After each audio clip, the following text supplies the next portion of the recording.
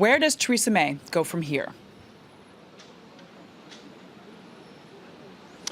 Well, the government has clearly lost. It was a unanimous verdict. And where she goes from here, the Prime Minister, is that her Brexit Secretary, David Davis, we expect that he will make a statement just a few metres away from here, and that is in the House of Commons, to explain what the legal process will now be. Because let's remember that this loss of the government, expected but very significant, means that the government now has to do what is required and have a legal process to carry through the House of Commons and also the House of Lords. The House of Lords, which will be trickier, there's no doubt, but in the House of Commons the government has a majority of 15, so that should not be a problem.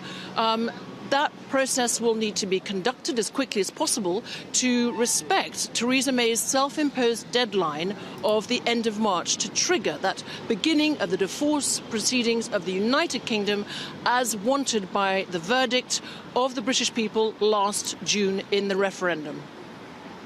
Benedict, is there any possibility that Brexit can be blocked? It's highly unlikely, but in theory, yes, it is possible. It's unlikely because in the House of Commons, the government has a majority. Now, it's clear that the majority of Conservative MPs, whether they are Remainers or Brexiteers, will actually vote for the triggering of that Article 50, so they will not block their own government's will. It is clear that the Liberal Democrats, there are only 8 or so MPs. It's clear also that about 60 rebels in the Labour Party, and also it's clear that all the Scottish MPs will vote against it, but it's not enough.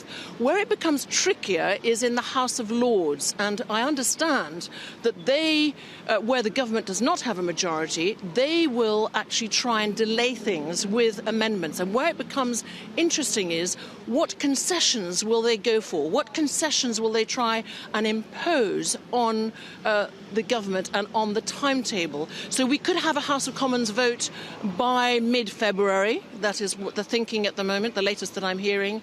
And then we could have, after that, the more problematic House of Lords vote, and that would be probably mid-March. But it looks like that would be, therefore, on time with, as I said, that self-imposed deadline that Theresa May has set herself and her government of triggering that Article 50 of the Lisbon Treaty.